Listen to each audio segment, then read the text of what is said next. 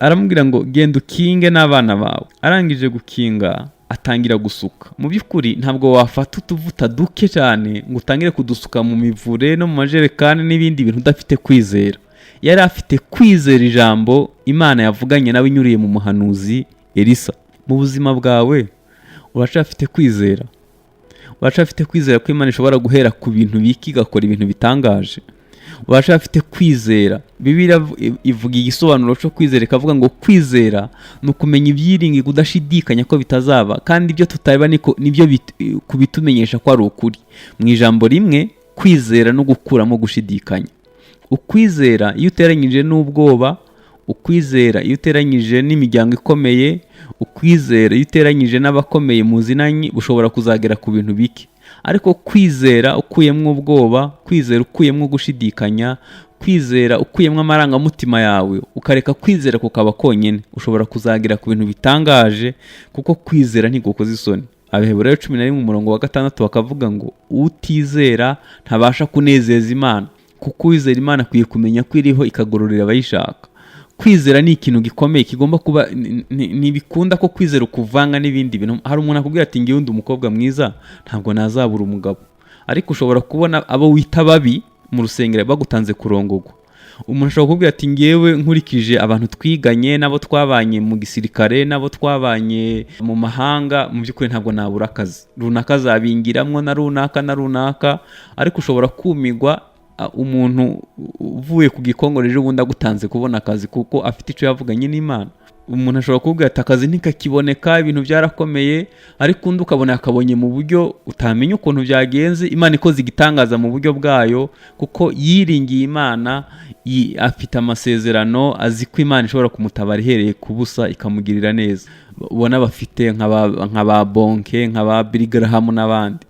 Ndababwira nti mu Rwanda biragoye, kuko umuntu bamuhajari akongeraho ubutamwa na ngenda. Umuntu abagitangiye asohoye akarubumbu kamwe gusa, indirimbo ya mbere ikivuzwa kuri radio agahita yigira umusitari, agatangira kwambara ukuntu, akageza mu rusengero yikerereje kugira ngo yerekane ko ari ikintu.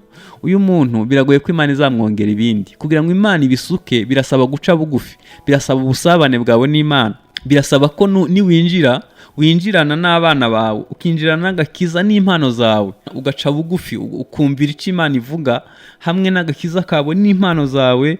Kuko Bibiliya ivuga ko nta nubwo ari twe tugeragezwa, hageragezwa kwizera kwacu kugira ngo kumere nka zahabu. N'agakiza nako gakwiye kuba gafite ihishurirwa no gutera imbere no gusobanukirwa umugambi w'Imana n'icyo Imana iguhamagarira n'intambwe ugomba kugeraho. Kandi n'impano zawe we kumva ko wageze ku rugero rushimishije, ahubwo ujye wumva ko ukurikije ibyo wakagombye kuba ukora nta naho uragera. Ibyo bizatuma utera imbere mu mpano zawe, urushaho kumva kutageze iyo ujya, ahubwo ukwiye gutera intambwe usabana n'Imana. Ibyo bizatuma uhora usizwe, kuko Yesu yaravuze ngo hahirwa abantu bafite inzara n'inyota byo gukiranuka, kuko aribo bazahazwa. Ese urashafite inyota cyangwa wumva umuntu umwe twigeze guhura mu muhanda amaze uvuye avuga ati mvuye mu materaniro, byagenze bite? Avuga ati nabateye icanditswe ubusize mbemeje. Noneho kibaza avuye gutera icanditswe, wenda ntaheruka no gusenga, ntaheruka no gusabana n'Imana. Uyu munsi ari muri iki cyumba, ejo azaba ari mu kindi, ejo azaba ari mu kindi, uyu munsi azaba ari ku gikongoro, ejo azaba yagiye Butareje. Mbese agahora ari aho, akabigira business y'ubuzima, akabigira ibimutunze. Ukibaza uyu muntu, usibye ko iyo yajyanye ku gikongoro ariko azajyana ni Butare, agahora bemeza nyine batera icanditswe, uyu muntu ni ryari asabana n'Imana? Ni ryari avugana n'Imana? Ni ryari aba hafi y'Imana? Bibiliya iravuga ngo umudamu atangira gusuka, asutse abaza undi mwana ngo mpikindi kintu. Amavuta yo yarakomeje kuza, aramubwira ati nta kindi kintu gisigaye, ngo amavuta yitarorera kuza. Aka kantu naragatinye cyane. Ntabwo iby'Imana bipfa ubusa. Aho ugejeje kwezwa, aho ugejeje gufungura umutima wawe, niho Imana izageza kugusukira amavuta. Aho uzageza gusabana n'Imana, niho ubuntu bw'Imana buzagera. Ntabwo ijuru rishobora gutanga ibipfa ubusa. Ariko ubundi nk'ubi uko dusaba umwuka wera, umwuka wera yamara iki? Niba tugifite muri twe tutarategura n'ahasuka, turacabesha. Rimwe nigeze kujya mu gihugu kimwe, usanga mu muco wabo ntibabesha. Nari mbonye amamodoka n'ibintu biri ubutunzi babirekera hanze. Batubwiye ati muri iki gihugu nta muntu yiba, kandi basenga ibigirwamana, ariko baravuga muri iki gihugu nta muntu yiba, nta muntu ubesha. ibyo babikora kuko biri mu mico yabo. Iyo babonye umuntu besha baratangara, iyo babonye umuntu yiba ntibabyumva. Ariko twebwe uzibesha ushire na Bibiliya hafi yabo gusa urangare mu rusengero urebe ko batayitwara. Umuntu aratinyuka akabesha no mu buhamya akavuga ati ngewe ubu ngubu narapfuye ndazuka. Ukibaza uyu muntu utinyuka kubeshera ku ruhimbi gwera, umuntu yiba akiba telefone mu rusengero, abantu biba bakiba n'amaturo. Mu by'ukuri ntabwo ari ibintu byoroshe, ariko nibigaragaza ko abantu batamenye Imana. Kuko iyo umuntu Kristo yavuze ngo umwana naba batura muzaba batuwe by'ukuri. Iyo wakiriye Yesu mu buzima bwawe arakubatura. Amahoro y'Imana bane namwe, muri kumwe na Pastor Desire Habyarimana. Nagira ngo dusenge mbere ko twumva ijambo ry'Imana. Data mu izina rya Yesu tugushimiye ubuntu duhaye bwo kumva ijambo ryawe. Fasha buri wese ukureho inzitizi zatuma adasobanukirwa ubushake bwawe, kandi neza yawe bane natwe mu izina rya Yesu, amen. Nongeye kubifuriza amahoro y'Imana, nzi ko muri benshi mudukurikiye. Nagira ngo dusome igitabo cya kabiri c'Abami ibice 4, duhere ku murongo wa mbere. Aravuga ngo bukeye umugore umwe wo mu bagore b'abahanuzi asanga Elisa, aramutakambira ati umugaragu wawe ari umugabo wanjye yarapfuye, kandi uzi ko uwo mugaragu wawe yubahaga Uwiteka. None umwishuza araje arashaka kujyana abana banjye bombi ngo bagire imbata ze. Elisa aramubaza ati none se nkugire nte? Ngira niba hari ico ufite imuhira. Nawe ati umuja wawe ntaco mfite imuhira keretse agaherezo kutuvuta.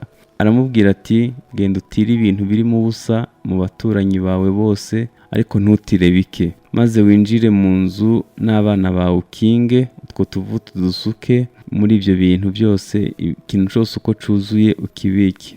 Nuko amusigaho yinjirana n'abana be mu nzu arakinga, bamuzanira ibintu asukamo.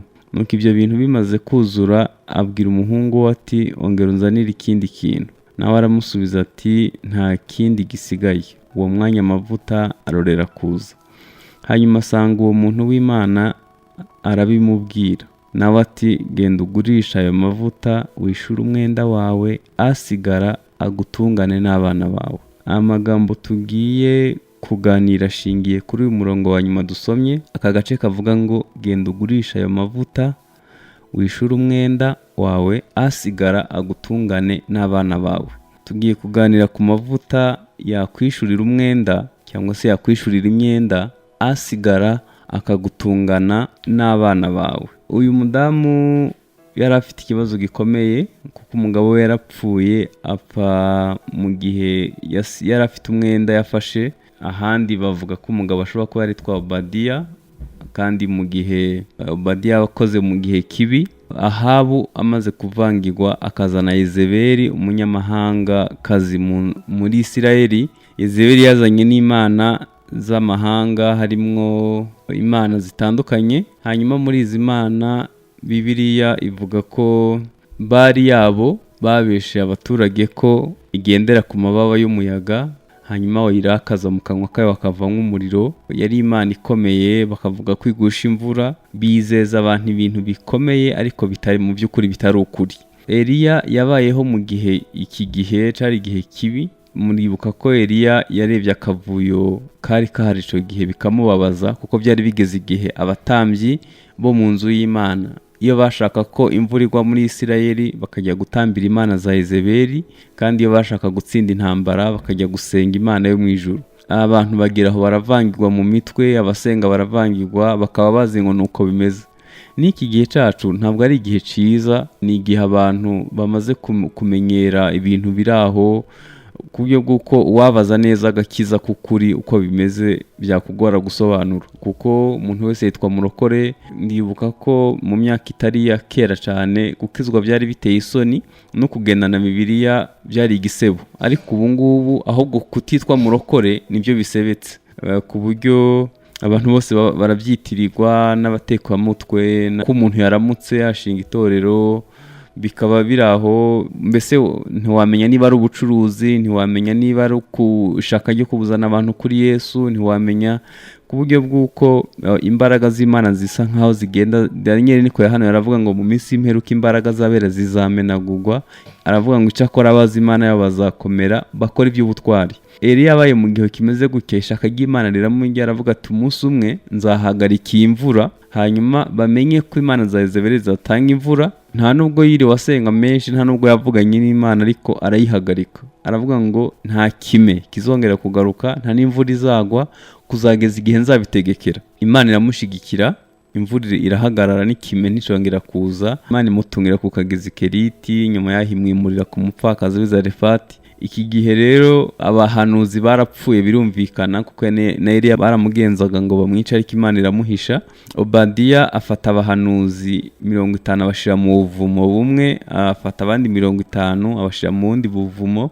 Birashoboka ko bafungura agashahara ahembwa ibwami, nakungira ngo kaje gushira kuko inzara yari imeze nabi.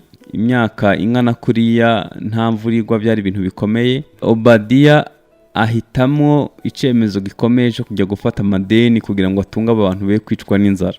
Ariko yaje gupfa, ntabwo Bibiliya ivuga impamvu yatumye apfa, ariko yaje gupfa atishuye uyu mwenda. Uyu mudamu yasigaranye ikibazo gikomeye, yagize kuba ari umupfakazi, asigarana imfubyi, nanone asigara no mu myenda, kandi mu gihe kibi kirimo n'inzara. Bibiliya yatubwiye ngo umwishuza yahora aza buri gihe kumwishuza, ntabwo yaje rimwe.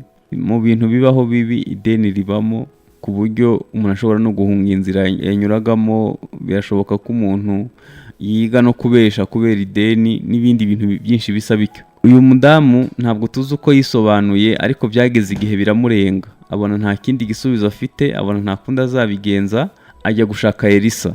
Eliya yari yaragiye mu ijuru adapfuye, hasigara Elisa, niwe yasaga nkaho yamusimbuye. Igihe yajya kumushaka yamubwiye ikibazo gikomeye, yamubwirana bukana, kuko yaramubwiye ngo umugabo wanjye yari umuhanuzi, murabizi ko yakoreye Imana neza, kandi n'amadeni yafashe kubw'umurimo w'Imana, ariko yarapfuye asiga mwenda. Hanyuma abana banjye umwishuza agiye kubatwara abagira imbata. Muri iyi nkuru twumvishemwo Elisa, twumvishemwo umudamu w'umupfakazi, twumvishemwo abana, twumvishemwo umwishuza, hanyuma twumvishe n'abaturanyi b'uyu mudamu. Nagira ngo mbibutse hano ntaraharenga ko umwishuza ari Satani. Satani ni umwishuza wacu, kandi ndi bubabwire uburyo atwishuza n'amadeni atwishuza yariyo. Aba bana babiri reka tubageranye n'agakiza n'impano z'Imana. Iyo umuntu akijijwe akakira Yesu nk'umwami n'umukiza, hari abana babiri abona. Icya mbere ni agakiza, icya kabiri ni impano z'Imana. Hari abarokore benshi, uyu mwana yitwa Gakiza amaze kujya gukora uburetwa mu by'ukuri. Nagira ngo mbibutse ko impano n'agakiza biratandukanye. Impano Imana yitanga kugira ngo ikuze itorero, cyangwa se ifashe rubanda, cyangwa igire icyo imarira igihugu, ariko impano n'agakiza birahabanye. Abantu benshi bajya bitiranya impano n'agakiza, akagira ngo kuko akivuga mu ndimi, agihanura, akibwiriza, agikora ibitangaza, Imana yacari kumwe nawe. Birashoboka ko ibi bigukoresha mudaherukana nayo. Niho Bibiliya ivuga ngo bazavuga ngo twarira, twanywera, twahanura mu izina ryawe, babwira ngo ntabwo nigeze mbamenye, nubwo mwabikora mu izina ryanjye, ariko ntabwo nigeze mbamenye. Pawulo harantu yigeze aravuga ngo ubwo dukorana nayo turabinginga, mudahega ubuntu bw'Imana kubupfusha ubusa.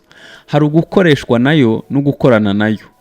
Ushobora gukorana nayo nk'umufatanyabikorwa, nk'inshuti, nk'umuvandimwe. Niho Yesu yageze igihe abwira abigishwa ngo ntabwo nkibita abagaragu, ahubwo muri inshuti zanjye. Umugaragu ntamenye ibyo shebuja ahabwa amategeko gusa, ariko inshuti mubanza kwicara mukabijya inama. Hari abantu Imana ikoresha nk'abagaragu, ikabakoresha nk'umuyaga, ikabakoresha nk'ibikona byagaburiye Eliya, kandi ari ibizira, nk'igihuru c'amahwa Imana yiyerekeye Mose, ariko mu by'ukuri nta wundi mumaro wacu.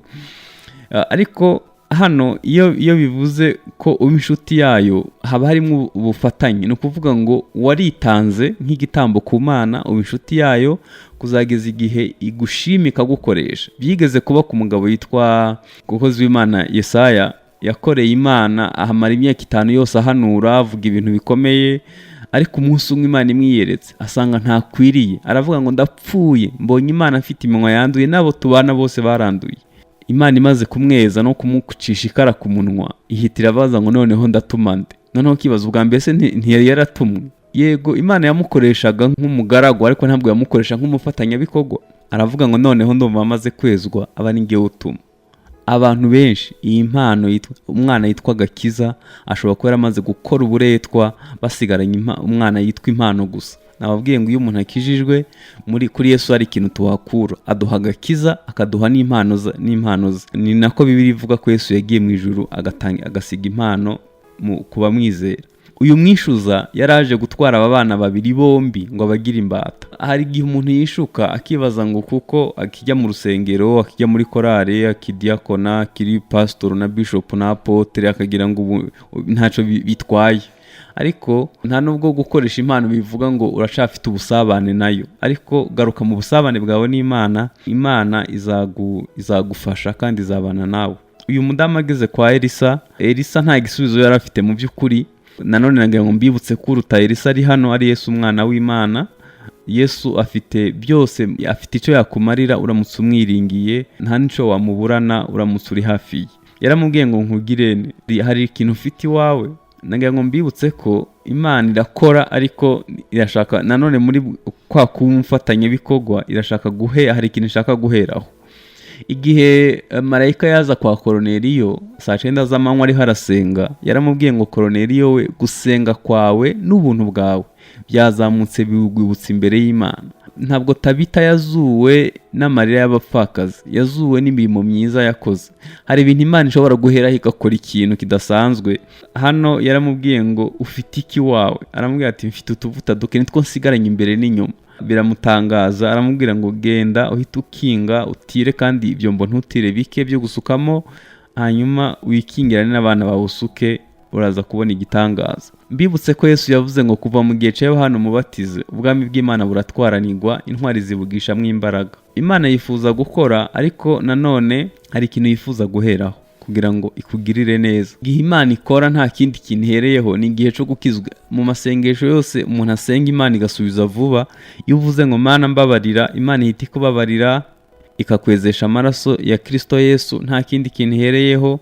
Ariko no mu buzima busanzwe, ibyo dushaka birebana n'imigisha no gutabagwa no kugirirwa neza n'Imana, nibura hari ikintu Imana igomba guheraho, kugira ngo ishobora guhera ku kwizera kwawe, ishobora guhera ku masengesho wasenze, ishobora guhera ku kwitanga kwawe n'ibindi turaza kubireba. Aha hantu Elisa yabwiye uyu mudamu, aramubwira ngo iwawe ufite iki? Naga ngo mbibutse ko yari afite ikintu cy'agaciro. Aya mavuta yimika abami, abatambyi n'abahanuzi. Aya mavuta yari amavuta yinjiza amadevize, yinjiza amafaranga menshi muri Isirayeli. Ni ikintu cy'ubutunzi. Nanone aya mavuta yo muri bikomere. Mwibuke ko iminsi yose umuntu amara mu isi abafashe igihe mu ntambara, kandi aya mavuta turagiranwa n'umwuka wera. Aya mavuta ni amavuta yakiza ababembe. Aya mavuta ni amavuta atagira ingaruka n'imwe, habe n'abagwaye ba diabete barayabandikira. Amavuta yera yo ni amavuta y'igiciro, ni amavuta atagira ingaruka ni habe n'imwe, ni amavuta atanga ubuzima. Kuba yari afite aya mavuta byari bihagije ngo Imana ihere ko aya mavuta igira ikintu ikora. Sinzi muri wowe ikintu waba ufite nibura cy'agaciro, urashafite kwizera, urashafite ubusabane bwawe n'Imana, nibura urabizi ko gukorera Imana ari ikintu cy'ingenzi mu mibereho yawe. Ntabwo mbizi, ariko Imana yifuza kukugirira neza, yifuza kugufasha, kandi yifuza gukora ibirenze ibyo wakwibwira. Yaramubwiye ngo nkugirene, iwawe hari ikintu ufite. Nagira ngo nkubaze mu buzima bwawe bwa buri munsi, urumva ni iki ufite mu buzima bwawe bw'ubukristo? Ni iki ufite Imana yaheraho igutabara? Ni iki ufite Imana yaheraho ikugirira neza? Hari ikintu yamusabye kujya gukora. Bibiliya yavuze ko Elisa yamubwiye ngo naje gutira ibyombo, ibintu byo gusukamo, kandi ntatire bike. Gutira reka tukugereranye no kwihana. Imana ikunda kugirira neza abantu, ariko hereye ku umutima utarimo ibindi bintu, kuko ntabwo waba ufite umutima urimo urwango hanyuma ngo utegeze ko Imana isukamwo umwuka wera. Ntabwo waba ufite umutima wuzuye ubusambanyi ngo utegereze ubuntu bw'Imana. Ntabwo waba ufite umutima wuzuye ishari no kwangana n'ibice hanyuma ngo utegereze gufashwa n'Imana. Imana ishaka umutima wejejwe, umutima utarimo. Impamvu navuze ngo gutira turabigeranya no kwihana, mu ndebereye umudamu agiye nko gutira umuvure umuntu yimye umunyu. ngira ngo yabanza kwiyunga nawe ukamubwira ati mbabarira cya gihe byarangoye nkwima umunyu none mbabarira kandi untize n'umuvura. Bibiliya iravuga ngo mugire umwete wo kubana n'abantu bose amahoro n'uwo kwezwa kuko utejejwe atazareba umwami Imana. Bibiliya idusaba kwezwa buri munsi. Hari igihe umuntu aza mu rusengero yahamara imyaka 5 agahita yumva yabaye umutagatifu akumva kwezwa ntibikimureba, birareba abandi bantu b'inyuma, abandi bantu batari we, ku buryo bw'uko hari igihe abantu bigeraho bakitiranya imirimo bakora n'amazina bitwa bakabigereranya n'ubuntu bw'Imana. Ariko nagira ngo nkwibutse ko izina witwa ni ryiza n'imirimo ukora mu rusengero ni myiza, ariko si yo tike izakwinjiza mu bwami bw'Imana. Bibiliya iravuga ngo hahirwa abantu bapfira mu mwami, imirimo igenda ibaherekeje. Imirimo ntabwo ari izaza mbere, hazabanza wowe. Nibasanga wanditse mu gitabo cy'ubugingo imirimo wakoze izakurikiraho, ariko si imirimo izakwinjiza. Hari n'abantu bafite imyizerere ko imirimo bakora ari izabinjiza mu bwami bw'Imana, ariko imirimo izaza iguherekeje, bazayipima mu muriro, nibabona bikwiriye uzayihembegwa, uzambikwa amakamba, ariko si izakwinjiza mu bwami bw'Imana. Uzinjizwa n'agakiza wakiriye, winjizwe n'ubuntu bw'Imana ufite, ariko imirimo si izakwinjiza mu bwami bw'Imana. Uyu mudamu kujya gutira byamusabye kwihana, byamusabye kwiyunga n'abaturanyi, byamusabye kubana amahoro n'abandi kugira ngo bamutize ibyo gusukamo. Bibiliya yavuze ngo kandi ntatire bike, kuko ibambwiye ngo ntatire bike. Nufata umwanya munini wo kwezwa no kubana n'Imana, niho Imana izageza kubana nawe. Nutira imivure mike, nutira ibyo gusukamo bike, ni ukuvuga ko n'ubuntu bw'Imana nabwo uzatunga ubungana naho ugejeje kwezwa. Aha niho usanga umwe afite amavuta menshi, undi afite amavuta make, bose bakorana mu rusengero rumwe, basengera hamwe, bose barakiriye agakiza kamwe, ariko umwete wabishizemo, umwete washize mu kubana n'Imana no guhinduka, niko Imana uko urushaho kwifungura no kwinjiza Imana mu mutima wawe ukayigeza hasi kundi bayo mutima, niko Imana igenda ibana nawe. Yaramubwiye ngo jya gutira ibyombo kandi ntutire bike. Nuwuhe mwete uri mu gushira mu kwezwa? Ubusabane bwawe n'Imana burangana bute? Ugejejehe ku gusenga? Ni uwuhe mwanya ufata ugasoma ijambo ry'Imana? Ufata umwanya ungana gute? Mu masaha yawe 28 Imana ifitemo iminota ingahe? Uherukana n'Imana ryari? Yaramubwiye ngo jya gutira ibyombo kandi ntutire bike. Nagira ngo mbabwize ukuri, nufata igihe gito cyo kwezwa, n'ubuntu bw'Imana buzaba buke mu buzima bwawe. Kandi nufata igihe kinini cyo gusabana n'Imana no gutungana, n'ubuntu bw'Imana buzaba bwinshi mu mibereho yawe. Ibintu birasobanutse. Niyo mpamvu bamwe baba ari abantu basabana n'Imana ku rwego ruri hejuru, abandi bantu bakaba mu by'ukuri urebye ntacyo bibabwiye cyane. Yaramubwiye ngo nurangiza gutira uhite winjira iwawe, kinge utangire gusuka. Gukinga no gusenga. Yesu hari ikintu yaravuze ngo umuntu najya gusenga akingura urugi, narangiza yinjire, hanyuma kinge.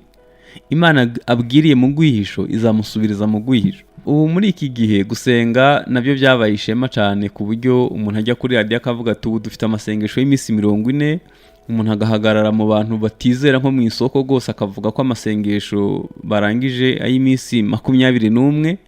Ariko kuko Yesu yavuze ngo umuntu nasenga akingure yinjire narangiza kinge. Icyambere yashaka kuvuga ko iyo usenze hakinguye intekerezo mbi zigutererayo. Biratangaje kugira ngo umuntu abe ari mu masengesho y'iminsi 3 atangire kwiganyira mu karo azanywa arangije amasengesho, ari imbere y'Imana itanga byose, ari imbere y'Imana ishobora byose, akavuga ati nshimye ko nyarangije mu karo ndi bumwe ndayikurahe. Ari imbere y'Imana itanga ibiruta mu karo, ariko atangiye kwiganya no kwifuza mu karo no kuganyishwa na mu karo ni ibintu bibiri. Ushobora kwifuza icyayi cyo kunywa, ariko kuganyishwa nayo, kuganyishwa n'icyayi n'ibindi bintu ukiri imbere y'Imana ishobora gusubiza ibirenze ibyo, ntabwo ari byo. Bibiliya iravuga ngo umuntu najya gusenga akingure yinjire. Gukinga bivuze ngo nugukingirana intekerezo mbi, nugukingirana ibintu byaguca intege mu kwizera, nugukingirana andi majwi yose, nukwimuka mu mubiri ugatura mu mwuka, ugasabana n'Imana, ukabura ahantu ushobora kuvugana n'Imana bikoroheye. Ariko abantu benshi basenga hakinguye. Ubu byo byajemwe na WhatsApp, bizamwe na Facebook, bizamwe na Viber na Imo n'ibindi.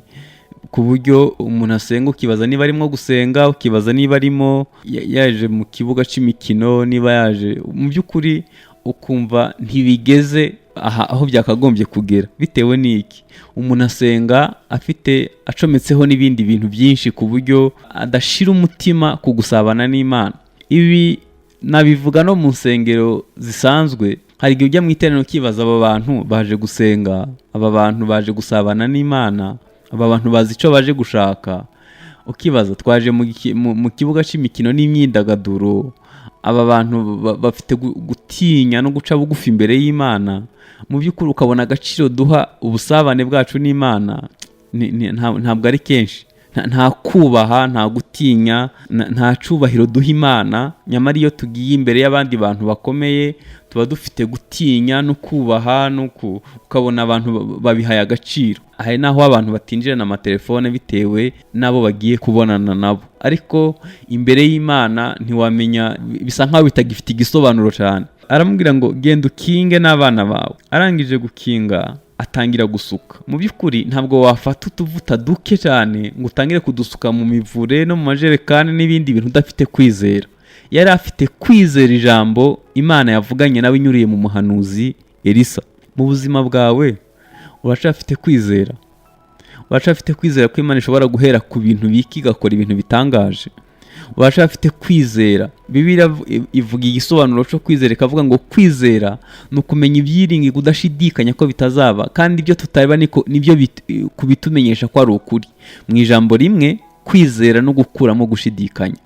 Ukwizera iyo uteranyije n'ubwoba, ukwizera iyo uteranyije n'imiryango ikomeye, ukwizera iyo uteranyije n'abakomeye muzinanye, bushobora kuzagera ku bintu bike.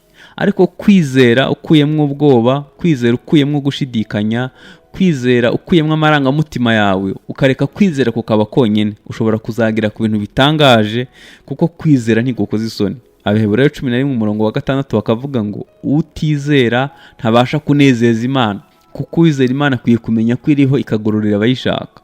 Kwizera ni ikintu gikomeye, kigomba kuba ntibikunda ko kwizera ukuvanga n'ibindi bintu. Hari umuntu akubwira ati ngewe ndi umukobwa mwiza ntabwo nazabura umugabo, ariko ushobora kubona abo wita babi mu rusengero bagutanze kurongogwa.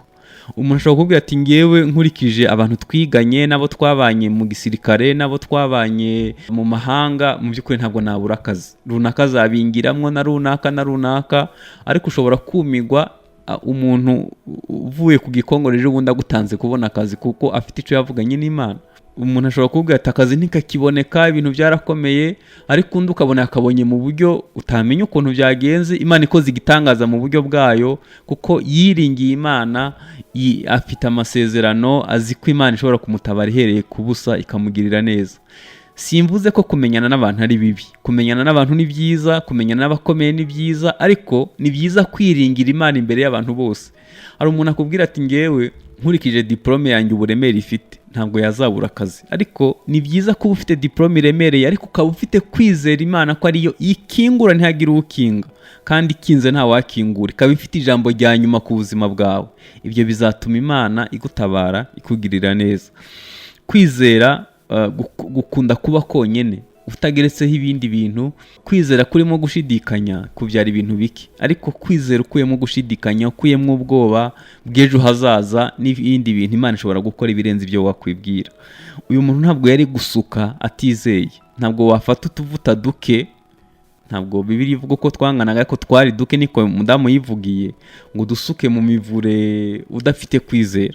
Ikindi, kuturekura, kwemera kuturekura udufite ari duke ukadusuka mu kintu kinini. Ngira ngo harimo ibanga ryo kumenya ko gutanga bizana umugisha kuruta guhabwa. Aravuga ati na kare twari duke. Ni nkawa mama w'Izarefati yatanze utuvuta duke n'agatsima kaduha Eliya, kandi nari twasigaranye. Yaravuga ati na kare kandi utange nturekure, hanyuma turebe ico biri butange. Yari afite kwizera, hanyuma yarazi ko gutanga bizana umugisha kuruta guhabwa. Abanyafrika ngira ngo gutanga mu by'ukuri si umuco wacu, nta n'uwaturenganya bamwe. Hari igihe twavugiye mu miryango bajya bakinze, bagiye gufungura hari hakinguye, bagahita bakinga bagashiraho n'irido.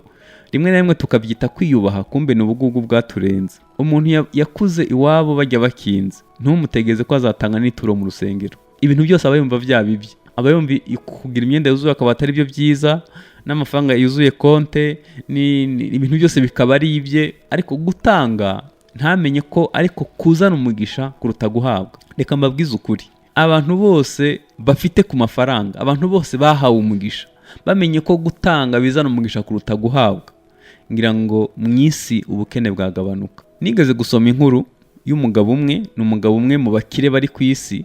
Baravuze ngo afite amafaranga ashoboye kujya miliyoni y'amadolari ku munsi, akarara yirangije. Miliyoni y'amadolari, ubwo ni miliyoni 700 amafaranga afite ngo yamara imyaka 280, ashoboye gukonsoma miliyoni y'amadolari ku munsi. Ariko igitangaje ngo aryama amasaha 3 gusa, akora cyane kuko yumva ari umukene, kandi afite imyaka iri hejuru ya 70. Noneho kibaza, hari abandi bameze nkawe barenze nka 50 ku isi, ku buryo baramutse bamenye ko gutanga bizana umugisha kuruta guhabwa. Kandi iyo umuntu ajya iwabo hiteka ntaca azajyana, ntekereza ko ubukene bwagabanuka. Ariko akenshi n'iby'abakene turabijya, akenshi n'iby'abakene twifuza ko bibi byacu. Ariko dukwiye kumenya ko kubaha Imana ari byiza, ariko bigeretseho kugira ubuntu, kuramburira amaboko abakene. Yesaya yaravuze ngo umuntu niyiriza ubusa afata ibyo yari kurya abiha umushonje. Ndabizi ko mu nsengero turiyiriza, dutangaza amasengesho y'iminsi 40, 21, 7, 3, 1 n'andi aba asengwa mu ibanga. Ariko ibyo mwari kujya mu bishirahe cyangwa muhita mubika ahantu mukazabyiyakiriza muyarangije. Ibyo ntekereza ko kugusenga kuba kutuzuye. Yesaya yaravuze ngo nusenga uramburira amaboko abakene, ubika ibyo uzayasoresha amasengesho, ariko fata ibyo wari kurya ubigaburira umushonje, nibwo Imana izakumva vuba. Akenshi ntabwo twibuka ko ari imfubyi zibana, ntabwo twibuka ko ari abantu basigaye heru mu marorerwa yagwiriye u Rwanda muri 1994, hakaba jenoside yakorewe Abatutsi. Hari abantu bakibaho ubuzima kugeza uyu munsi batarubakirwa, hari abantu bakibana bonyene, hari abantu bakeneye, nta nubwo bakeneye ibiryo gusa, bakeneye n'urukundo rwacu, bakeneye ko tubegera, bakeneye ko tubitaho. Ariko rimwe na rimwe hari igihe tubibuka mu kwa kane, hari igihe tubibuka rimwe na rimwe, ariko twari dukwiye kubitaho. Gutanga, iyo tuvuze gutanga, ntuvuge ko gutanga ari amafaranga gusa n'ibiryo. Ubu se utekereza ko umuntu ageze muri agoni, umuntu ageze muri koma, akeneye amafaranga? Aya mazikisa utekereza ko akeneye imyenda, ariko akeneye kumuba hafi, ukamubwira ngo Yesu aragukunda. Akeneye kutanga umwanya wawe, iminota mike ukamuba hafi, ukamusengera. Ahari Imana yakiza ubugingo bwe. Umenye ko gutanga, ugatanga n'umwanya wawe, habe na telefone yawe. Uramutse ufashe telefone yawe ukareba umuntu utagira abamuhamagara, ukamuhamagara ukamubwira ngo nitwa runaka, turagukunda, nifuza kugusuza, ukamuganiriza, byamugwa neza cyane. Amayinite yawe utanze akaba umugisha ku wundi muntu. Ariko akenshi uhamagara abakunda kuguhamagara nabo muri ku rwego rumwe. Dukwiye kumenya ko gutanga bizana umugisha kuruta guhabwa. Abantu bakunda guhabwa ariko ntibakunda gutanga. Uyu mudamu nababwiye ko kugira ngo yemere kujya gusuka nuko yari afite kwizera. Bamubwiye kubanza gukingura agakinga, hanyuma agasuka. Yarazi umumaro wo gusenga, ikindi yarazi kwizera, ikindi yarazi ko gutanga bizana umugisha kuruta guhabwa. Igihe tuzamenya ko gutanga bizana umugisha kuruta guhabwa, tuzatangira kugira umugisha, kuko umugisha ntusengerwa, umugisha urakorerwa. Iyo usengeye umugisha uratinda, ariko iyo ukoreye urihuta. Nubwo utaza muri iki gihe, ariko n'abana bawe bazawujyaho. Ni ibintu bisanzwe, imbuto urihura biba, n'abuzukuruza bawe bazayijyaho. Abanyafrika gutanga si umuco wacu, ariko nagira ngo mbibutse ko gutanga ari kamere y'Imana, kuko yakunze abari mu isi cyane, byatumye itanga umwana wayo. Umwana wayo nawe yaje afite kamere nk'iya se, atanga amaraso ku musaraba. Yaravuze ngo nta wakunda abantu kuruta ushobora kubitangira akabacungura. Ariko twe duhora dutegereje guhabwa gusa. Ibintu byose wumva byazi iwawe, ntabwo tuzi ko gutanga bizana umugisha kuruta guhabwa. Bibiliya yatubwiye ngo uyu mudamu yinjirana n'abana be, arangije arakinga. Iyo dusenga twinjirana n'abana bacu. Iyo tuvuze kwinjirana n'abana bacu, ni ukuvuga ngo ugomba kwinjirana n'agakiza kawe n'impano zawe. Ikintu cya mbere gikwiye kubanza gusengerwa kuruta ibindi ni agakiza kawe. Byakumarira iki kunguka iby'isi byose uramutse ubuze ubugingo buhoraho? Mu gakiza kawe ukwiye kuba usizwe, ukwiye kugira ihishurirwa riva ku Mana, ukwiye kugira icyerekezo cy'agakiza. Ikindi n'impano zawe zikwiye gukora mu buryo. Umuntu mwigeze kumbaza aramaze ngo kubera iki mu Rwanda ngo hatarabavuga ubutumwa bakomeye cyane nka ba Moses Korora wa Tanzania n'abandi bantu ubona bafite nk'aba Bonke, nk'aba Billy Graham n'abandi. Ndababwira nti mu Rwanda biragoye kuko umuntu bamuha jari akongeraho ubutamwa na ngenda. Umuntu aba agitangiye asohoye akarubumbu kamwe gusa, indirimbo ya mbere ikivuzwa kuri radiyo agahita yigira umusitari, agatangira kwambara ukuntu, akageza mu rusengero yikerereje kugira ngo yerekane ko ari ikintu. Uyu muntu biragoye ko Imana izamwongera ibindi. Kugira ngo Imana ibisuke birasaba guca bugufi, birasaba ubusabane bwawe n'Imana, birasaba ko winjirana n'abana bawe, ukinjirana n'agakiza n'impano zawe, ugaca bugufi, ukumvira icyo Imana ivuga hamwe n'agakiza kawe n'impano zawe. Kuko Bibiliya ivuga ko nta nubwo ari twe tugeragezwa, hageragezwa kwizera kwacu kugira ngo kumere nka zahabu. N'agakiza nako gakwiye kuba gafite ihishurirwa no gutera imbere no gusobanukirwa umugambi w'Imana n'icyo Imana iguhamagarira n'intambwe ugomba kugeraho. Kandi n'impano zawe we kumva ko wageze ku rugero rushimishije, ahubwo ujye wumva ko ukurikije ibyo wakagombye kuba ukora nta naho uragera. Ibyo bizatuma utera imbere mu mpano zawe, urushaho kumva kutageze iyo ujya, ahubwo ukwiye gutera intambwe usabana n'Imana. Ibyo bizatuma uhora usizwe, kuko Yesu yaravuze ngo hahirwa abantu bafite inzara n'inyota byo gukiranuka kuko aribo bazahazwa. Ese urashaka afite inyota cyangwa wumva umuntu umwe twigeze guhura mu muhanda amaze uvuye avuga ati mvuye mu materaniro, byagenze bite? Avuga ati nabateye icanditswe ubu size mbemeje. Noneho kibaza avuye gutera icanditswe, wenda ntaheruka no gusenga, ntaheruka no gusabana n'Imana. Uyu munsi ari muri iki cyumba, ejo azaba ari mu kindi, ejo azaba ari mu kindi, uyu munsi azaba ari ku Gikongoro, ejo azaba yagiye Butare, mbese agahora ari aho akabigira business y'ubuzima, akabigira ibimutunze. Ukibaza uyu muntu, usibye ko iyo yajyanye ku Gikongoro ariko azajyana ni Butare, agahora bemeza nyine batera icanditswe, uyu muntu ni ryari asabana n'Imana? Ni ryari avugana n'Imana? Ni ryari aba hafi y'Imana? Bibiliya iravuga ngo umudamu atangira gusuka, asutse abaza undi mwana ngo mpikindi kintu. Amavuta yo yarakomeje kuza, aramubwira ati nta kindi kintu gisigaye, ngo amavuta ahita arorera kuza. Aka kantu naragatinye cyane. Ntabwo iby'Imana bipfa ubusa. Aho ugejeje kwezwa, aho ugejeje gufungura umutima wawe, niho Imana izageza kugusukira amavuta. Aho uzageza gusabana n'Imana, niho ubuntu bw'Imana buzagera. Ntabwo ijuru rishobora gutanga ibipfa ubusa. Ariko ubundi nk'ubu uko dusaba umwuka wera, umwuka wera aje yamara iki? Niba tugifite muri twe tutarategura n'ahasuka, turacabesha. Rimwe nigeze kujya mu gihugu kimwe, usanga mu muco wabo ntibabesha. Nari mbonye amamodoka n'ibintu biri ubutunzi babirekera hanze. Batubwira ati muri iki gihugu nta muntu yiba, kandi basenga ibigirwamana, ariko baravuga muri iki gihugu nta muntu yiba, nta muntu ubesha. Ibyo babikora kuko biri mu mico yabo. Iyo babonye umuntu ubesha baratangara, iyo babonye umuntu yiba ntibabyumva. Ariko twebwe uzibesha ushire na Bibiliya hafi yawe gusa, urangare mu rusengero urebe ko batayitwara. Umuntu aratinyuka akabesha no mu buhamya, akavuga ati ngewe ubu ngubu narapfuye ndazuka. Ukibaza uyu muntu utinyuka kubeshera ku ruhimbi gwera, umuntu yiba akiba telefone mu rusengero, abantu biba bakiba n'amaturo. Mu by'ukuri ntabwo ari ibintu byoroshe, ariko nibigaragaza ko abantu batamenye Imana. Kuko iyo umuntu, Kristo yavuze ngo umwana naba batura muzabamo batuwe by'ukuri. Iyo wakiriye Yesu mu buzima bwawe arakubatura. Naho ndababaza ngo ubu Imana isutse imbaraga twazimaze iki? Kuko umwuka wera ni umwuka wagikoze. Kera najyaga mbona nk'abantu twavukiye nko mu miryango abantu batotezwa, iyo umuntu yabaga yakijijwe agatotezwa cyane, umuntu yapfukama yakira Yesu umwami n'umukiza uwo munsi, Imana igahita imusukira umwuka wera. Kuko agiye guca mu bikomeye, agiye kunyura mu bigeragezo. Imana itamuhaye umwuka wera ntabwo yabasha kubikomereramo, yagwa. Umwuka wera ni umwuka wagikoze. Iyo umwuka wera afite icyaje gukora, so tugiye kunyura mu bigeragezo, so hari umushinga ufite wo gukorera Imana, ugambiriye kwezwa no gukorera Imana, Imana igusukira umwuka wera kuko ni umwuka wagikozi, umwuka aje mu kazi, aje gukora. Ariko Imana iduhaye umwuka wera twawumaze iki? Nta mwuka wera w'ibiryo ubaho. Kuko ubutumwa bwinshi buhari ni ubutumwa bukangurira abantu ibiryo. Ibyo rero ntibisaba umwuka wera, bisaba guhishurirwa no gukora, hanyuma tukazatera imbere tukagera ku byo twifuza. Ariko ibyo ntibisaba umwuka wera.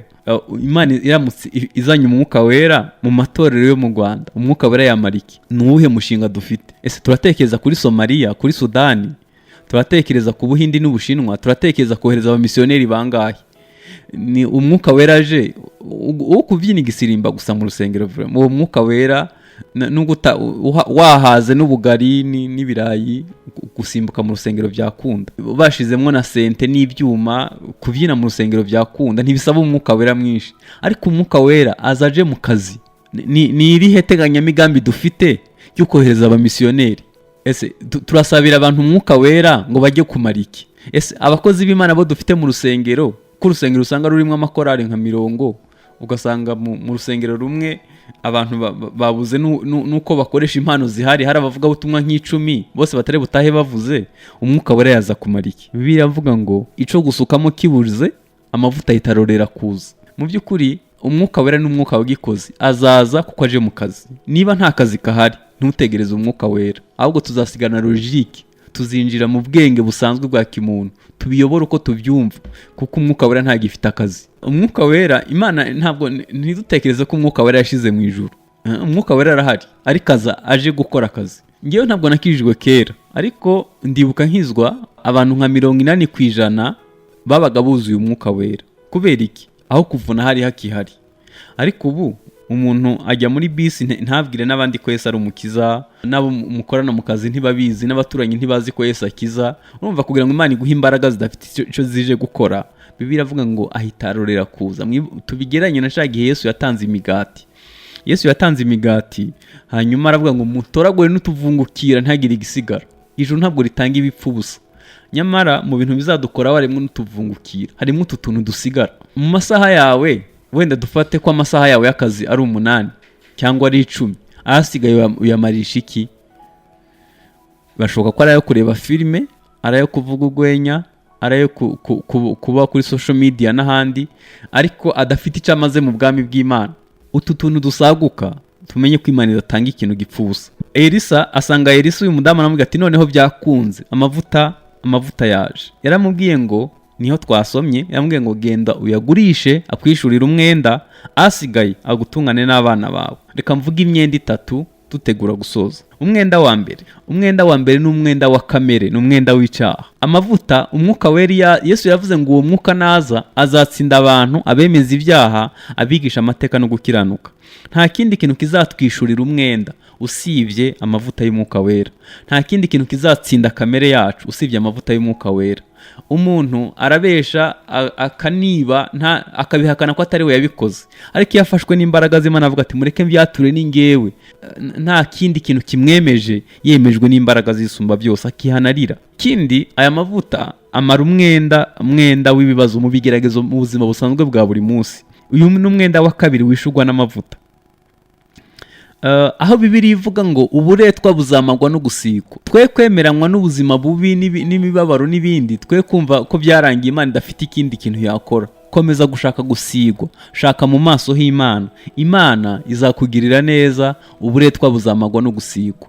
Nubwo waba umazemo imyaka myinshi, Abisirayeli icyo Imana yabavuzeho gusigwa bari bafite kwatumye bahaguruka muri Egiputa, bava mu bunyage bajya aho Imana yabageneye.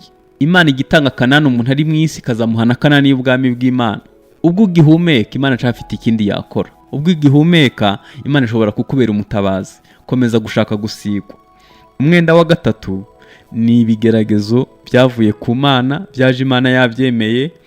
Ibyo nabyo uko ukomeza gusigwa niko Imana izagenda ikugira icyizere kuzageza igihe igutabara. Ngarutse haruguru ho gato kuri ibi bibazo, hari ubwo umuntu aba afite umwenda yasigiwe na sekuru. Reka dufate ko umuntu afite agasambu gato, yarabyaye abahungu 7 kandi agomba kubagabanyirizaho, ubwo azabaho ubukene butoya. Undi afata ubukene buto, abahungu nabo bazabyara, nabo bagabanyiriza abandi kuri ubwo bukene. Bizagera igihe aho umuntu adashobora kubona naho yubaka inzu. Bibiliya yavuze ngo uburetwa buzamagwa no gusigwa. Hanyuma n'ibibazo duhura nabyo mu buzima bwa buri munsi, nabwo Imana izatugirira neza. Yosefu yakomeje gukiranuka, abinyuramo Imana yabivuze, ariko birangira Imana imutabaye. Ana, Imana yaramugize ingumba, ariko byarangiye Imana imuhaye umwana. Imana ntizabura kutugirira neza. Asigaye azagutungana n'abana bawe. Amavuta azagutungana n'impano zawe, azagutungana n'agakiza kawe. Reka dusenge abantu bakijwe aribwo bwa mbere, cyangwa baguye, cyangwa nabo bifuza gusigwa. kandi bifuza no gutabagwa mu bibazo barimo. Data, mu izina rya Yesu, fasha buri wese ukurikije ijambo ryawe, abakwakiriye nk'umwami n'umukiza bandike mu gitabo cy'ubugingo, abacitse intege bongera imbaraga, abifuza gutabagwa ku bibazo barimwo babera igisubizo, wiyerekane muri byose. Urakoze, komeza kudufasha kubw'ubuntu bwawe, uduhe gusigwa mu buryo bwose, n'impano zacu dushoboze kuba zisize kugira ngo zigire umumaro itorero, mu izina rya Yesu, amen. Mwari kumwe na Pastor Desire Habyarimana. Niba ushaka gusengerwa by'umwihariko, wahamagara kuri telefoni igendanwa 0788 42 29 84, 0788 42 29 84. Wadusura kuri website y'ivugabutumwa wa3agakiza.org, wa3agakiza.org.